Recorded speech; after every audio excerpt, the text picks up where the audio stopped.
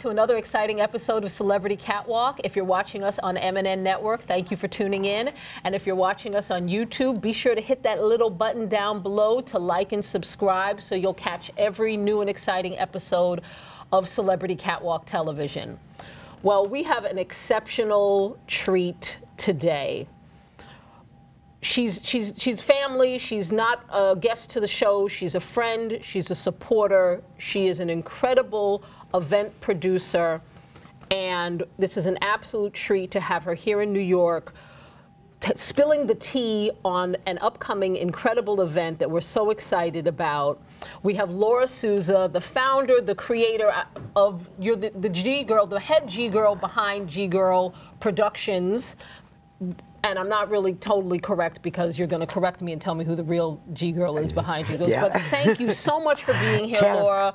Thank you, thank you. Thank you for inviting us. Thank you. You and I have gone back many years, and it's a pleasure always to support your station and your events, and I'm just thrilled to be part of this. Thank you, thank you. And I'm thrilled that you're part of the G-Girl family. I'm excited. So. Your events are incredible, and I'm very excited to have you here to give us a little insight into, please, because you're really a New Yorker. Yes. And you're just in town to produce an incredible event that's taking New York by storm. But please, for those that don't know, please start us off with your theatrical roots and how that transitioned into what you're doing now. Well, I studied at NYU. I studied under Lee Strasberg. Jennifer Strasberg and Susan Strasberg were very good friends of my family and me. I went to boarding school with her. And I got a full scholarship to the Actors Studio with Lee. I studied with him for the last 2 years of his life. After that, I was a singer. I went on to do Paragoria in New York City. I did the National Bus and Truck Tour, Best Little Whorehouse in Texas. I worked Pocono Playhouse, Bucks County Playhouse. I was a singer and really successful. I never had to wait tables. I just really kept working. When I was in my late 30s, I had a surgery which damaged my vocal cords, and I was unable to sing anymore. So that was my first love. So I then taught for a while, hated it, got out of teaching, and I went to work in the garment industry in Miami, which I worked for a fulfillment center, which a fulfillment center is basically where garments come in and there's something wrong with it, and we would fix it, which brought the love of fashion and my knowledge of the construction of a garment. So as the years went on, I was very frustrated because I had this creativity that I wanted to get out. Yes. And I didn't want to teach, and I directed on and off, and I acted, but I didn't really like just acting. I loved musicals. So in comes Gia. Yes, and my apologies, I have overlooked Gia Marie Souza, who, if I'm not mistaken, Laura, is the muse. Yes. She is the wind beneath my wings. Okay. She is the reason G-Girl exists. We started out in Florida doing local contests, and now you have to remember, this is 10 years ago.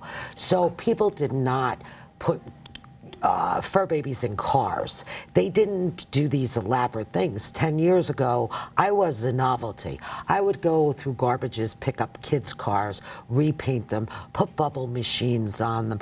I had a fire truck that shot out water, dress them. I'd take my bird, and I dress my bird as a Dalmatian to enter these contests.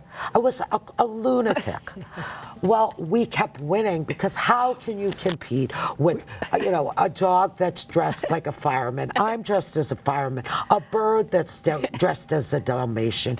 This kid's truck, I would take the guts out, repaint it. It shot water. It had the sirens.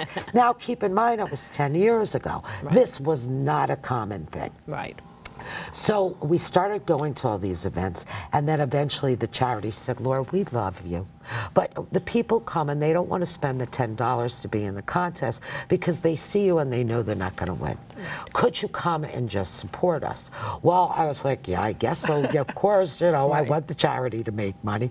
But then I said, you know, now all my creativeness is being bottled up. It's being stifled, yes. So I started with about 10 ladies. I was working at that time, had gotten out of the garment industry.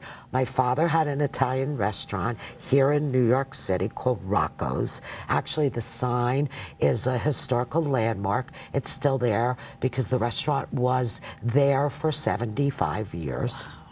I always helped my dad out. I started managing a restaurant, and I said to the owner, hey, can I bring the dogs in?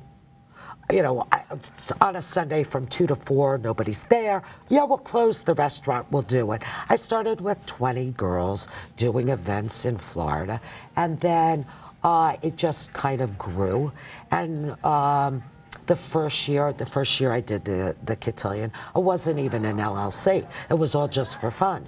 And then my dad passed away. And 2 days after that, my mom had a stroke. And I decided, okay, I'm going to quit my day job. And I'm going to make G-Girl an LLC because I can still help my mom and I can still do everything I need and run the business. And that's how G-Girl began to be an LLC. So it was kind of, I thought my life was over when I lost my voice because that was so much of my love. But, you know, God always has another plan for you. I never would have got into this world if it hadn't been for this little girl who was kicking all the you know, the fur babies' butts because her mother was nuts, and you know, because I lost my singing voice.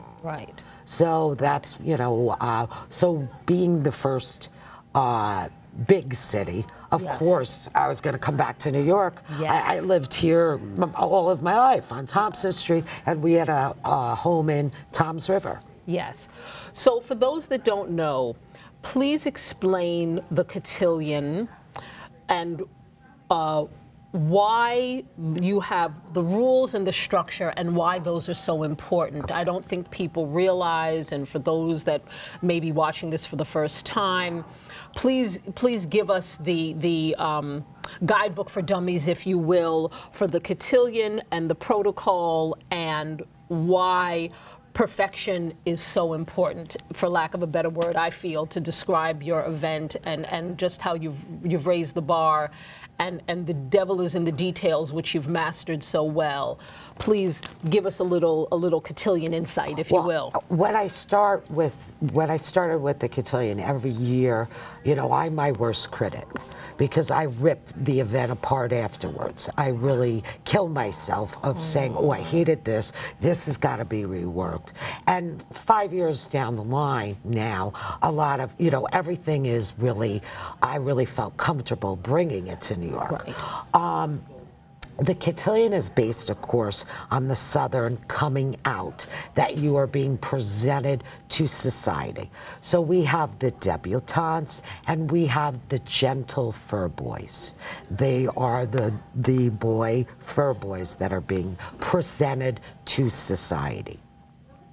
I base the cotillion on absolutely 100% the fur baby. The mother is the accessory. I tell the judges when you're judging, I don't care if the mother's standing there naked, you're not looking at the mom, because this contest has nothing to do with the mother. It has to do with the personality of the dog. The dog doesn't have to do tricks. The dog just has to be like Gia. She's very comfortable in what she's wearing. She likes it. She likes that attention. You know, I always say, if you put something on your dog and they are not comfortable, then be a responsible pet owner. Come to the event. Don't dress your dog. Enjoy the event. But, you know, listen to how your dog feels about it, your fur baby. So that's one avenue that the judges are judging, the personality of the dog. The second is there is this entire world of these phenomenal designers, which are couture designers, that this is an art form. Yes. And the general public really doesn't know about it. If you're looking and you know about this, yes, you can go on Facebook and find couture, you know, fur baby designers. But if you're Joe Schmo and you have no idea that there is this whole world and this whole art form of designing. Yes. So I've taken it to the next level, because I have put it that they have to be pristine in their design. There should be no loose threads. The garments, as you see Gianna's, yes, I hope we can get this to my wonderful crew. If you can get the detail of this, of Gia's incredible gown, the lining. It's all one panel. There's not a thread out of place. No, There's not a stitch. Even if you see the seams, yes. You can't even see the seams on this. That's correct. Yeah, all of this is hand beaded. Look at the this hand was made beading on by this. Shenanigans. Meticulous.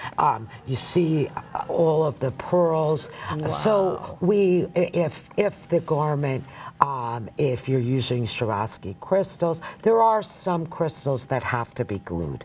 It's the way they're made. Okay. And that's acceptable. Okay. But it all depends on the structure of how. You don't want to see hot glue. You don't want to see any loose threads, yes. any rough edges, yes. all of that. You see, everything is finished. It's just like I say, if you were going to go to Coco Chanel, yes. and you were going to have a gown made, and you're spending $2,000 to have a gown, you don't expect the lining to have Alexis all through it. You don't expect it to have loose threads all over it. That's right. This is the standard that I have put upon the couture designers to meet the criteria in order to compete in the cotillion.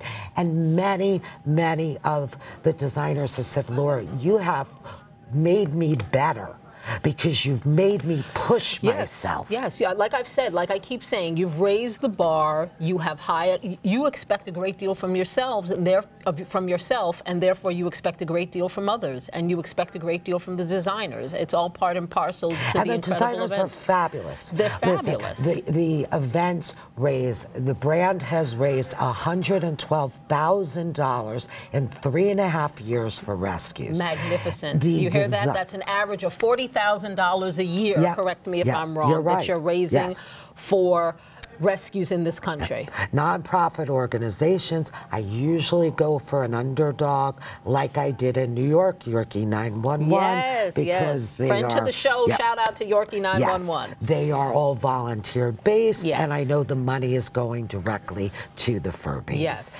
Back to the yes. standards. Yes. What the events do, I have been averaging every 3 months an event in a different state. We were in Charlotte, we were in Florida, we were in Virginia, and now New York. What this also does is it helps the designers to generate business. Absolutely. Too. On top of that, normally they would only do maybe 1 or 2 gowns a year. And the GIRL designers who compete have been phenomenal in returning by giving donations for me to raise that funds. kind of yes. money. Yes. The GIRL family, the contestants reach in, they donate. They donate items, they donate money. So what the brand raised had a lot to do with me, yes. but a huge part of the GIRL family. Yes. I could not do what I did without the designers and the supporters behind me. Yes. We would not be able to raise the money we have. Incredible. So it really takes a village. Oh, it does. This is something, yes, I'm the face of this. It's my concept. I put the contest together. I come up with these crazy ideas. You know, I will never do a doggy prom. Right. Because everybody does that. Right. I do it a cotillion. Right. My Valentine's Day, I don't do a Valentine's Day. I do a Sadie Hawkins dance. Yes. So I always try to think out of the box and that's the theatrical behind yes. me yes. of saying, Age of Enlightenment.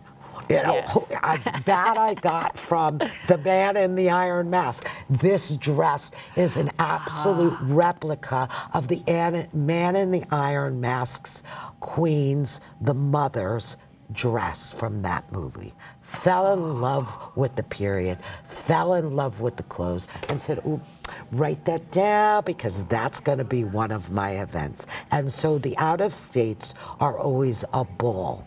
The cotillion will now, usually from now on, go to a major city every year. Okay, so I know you have things in the works. Is there anything that you can tell us that's coming up or the future without spilling too many company secrets? Well, can you tell us I can tell you this, good. is that our world media has been pitching my business and the events to the networks, and we are very, very close, so we are very excited about that. Our world media has been filming GIRL Productions and the events since last cotillion, and will be there to finish up everything they're filming. Okay. We have this is being aired after, so I can spill some of the beans. We have the New York Times coming to film and cover. Wow. We have Inside Edition and Good Morning America wanting all the B footage to put that on, I guess, Sunday or Monday morning. They want to know the winners. They want the B footage. We also have Fox Morning. Me and Mr. and Miss Cotillion are going to be on that, and our ambassador that won last year. Nice. So that's going to be a nice little thing. Very nice. So it's a nice farewell and the nice thing about the title winners like Mr. and Miss Cotillion last year, they got to be on Fox News in Charlotte. They got to be in Florida on Fox and NBC. In Charlotte, we arrived in a horse-drawn carriage. They got to ride in with me. And moving forward, the title winners as the brand goes into a little different direction, which I will announce on Saturday. All right. Those key winners are going to become very much focal point of moving forward to be able to do more events. GIRL will be doing more events, but pop-up events where we're in and out. Still do our 5 or 4 big events a year, but in between hit other states. That will enable the brand to raise more money for more charities state to state, because the outpour has been astronomical of rescues from each state saying, you know, when is GIRL coming? Would you consider us? So the next cotillion is not until 2019. Correct me if I'm wrong. Okay. And if I wanted to, for those that want to be involved in the cotillion for 2019, what should we do, or is there anything we should do now? I would definitely, the most current would be my Facebook page, which is GIRL Productions. GIRL Productions on Facebook. Then also, usually the website, I just have the current flyer, but Instagram, you know, I have a group that is Light 'em Up Productions that takes care of my Instagram because I'm very challenged with that. So they post daily on what's going on. I'm excited also with the celebrities like Neil Tandy, our photographer. He is a Vogue, you know, Mademoiselle photographer. He is donating his time to come to shoot this event. You know, the main thing about the cotillion is I do this on a shoestring budget. I barter to get almost everything, so I don't have to take the money away from the charity. You know, not always is it work out that everything. So, you know, I'm hoping with this event we raise a substantial amount for the charity. You absolutely will. Let's please touch on, because GIRL is not just cotillion, so I have been negligent because I've got such cotillion fever that I'm busy talking about that. But could you please touch on you produce multiple other events as well as the cotillion, the homecoming. Correct me if I'm wrong. We have the homecoming. Usually, the homecoming I do in January or February. I did in Charlotte. We did the Magnolia Masquerade Ball, which you fabulous. came to. I enjoyed that it thoroughly. Was at the Omni Hotel in Virginia Beach. We did the Age of Enlightenment, and that was at the Founders Inn, which I loved that venue because it really played into the theme of the Age of Enlightenment. And going forward in New York on Saturday night, I'll be announcing the next stage. I'm excited. I'm excited. That's going to be a pop-up venue, and then we'll have our next big. I really need, with doing every three months, I need to let the women that follow the brand recover from going from, you know, Charlotte 3 months later to Florida to Virginia Beach to New York, and then the next big event I think I'm going to push back towards the end of February. Because January is always rough after the holidays. Yes. So there's also, you also produce balls in addition to the cotillion. There are balls. There are dances like the Sadie Hawkins dance. And then in between I do local, like we do the afternoon in Roma, where everybody's dressed like the mafia. We do Sadie Hawkins. I do 2 major parades. I do the St. Patrick's Day parade. I do the Christmas parade in Florida. Then G and I do multiple celebrity judging. You participate in conventions as well, correct me if I'm wrong. I do the Amazing Pet Expos. We do model searches, because not only do I have G-Girl Production, but I have G-Girl Modeling Agency, which this year I'm going to really push to become a full-blown modeling agency to start to get these fur babies work. Because a dog like this who will sit for hours and let you take their pictures are what print work is looking for. You're absolutely right. That's absolutely right. To retain the poise and the patience. Exactly. You're absolutely right. And you know, very much the brand, the dogs that compete are like Gianna. That you put them, they're one shot, you've got the shot. You know, do they do a lot of tricks? Not all of them. Some of them do. But my events are not focused on tricks, strollers, mothers. It's on the designer and the fur baby. And this year, I have added, because the accessory designers have been so supportive and have been left in the shadows, that I have added the category of best fur boy and fur girl accessory and accessory designer. So it does make me a little bit nervous, because it's something new I'm bringing into the cotillion, and I really didn't want to have something that I was going to worry about.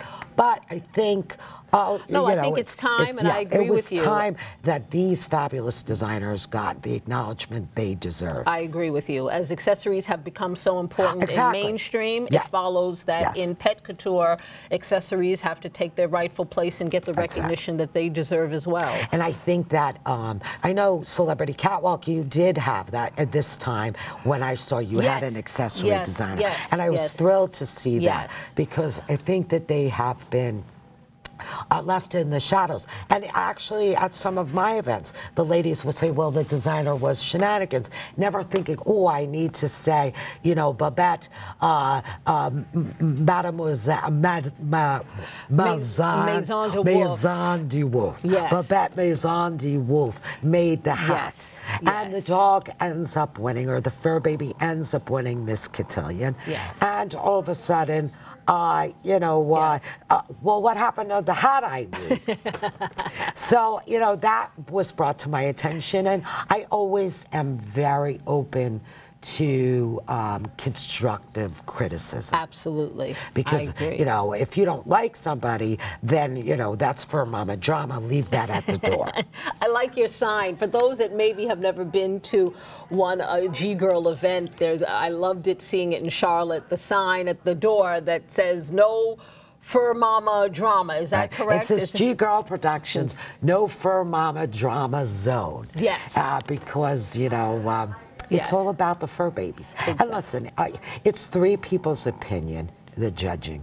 Yes. You know, and every fur baby that's on that runway is a winner because they're there supporting the charity. And what I am doing, I will let this out. Oh, all right. We're getting some exclusive because this scoop is being here aired first. on Sunday. Yes.